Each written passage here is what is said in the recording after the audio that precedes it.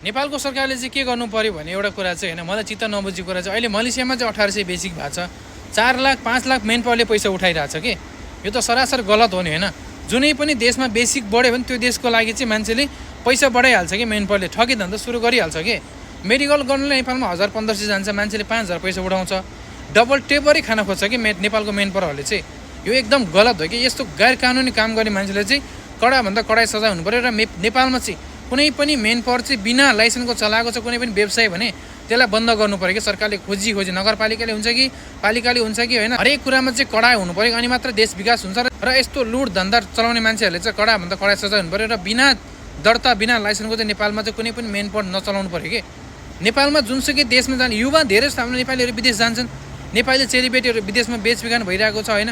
यो कुरालाई पनि सरकारले नियन्त्रणमा ल्याउनु पर्यो कि। नयाँ सरकार आएको छ माथि रविदाले विदेशमा फसिरहेको नेपाली चेलीहरूलाई पहिलेदेखि हेरचाह गरेकै हो। तर अहिले चाहिँ यो कुरालाई अलिकति टाइट बनाउनु पर्यो कि। नेपालमा विदेशमा आएको चेलीबेटीहरू फसेको छन् हैन। नेपाल सरकारले वास्ता गर्दैनन्। मान्छे रोइरहेको छ कराइरहेको छ हैन। हरेक देशमा अहिले अलग अलग समस्या छ। हरेक देशमा रेट बढ्यो भने त्यही देशमा अलिकति केही भयो भने त्यो अनुसारले मेन पावरले चाहिँ पैसा ठगी गर्ने गर्छन् के।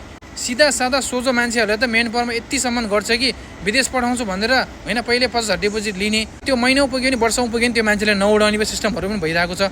यस्तो करप्सन गर्नेलाई चाहिँ कडा भन्दा कडा सजाय हुनु पर्यो कि।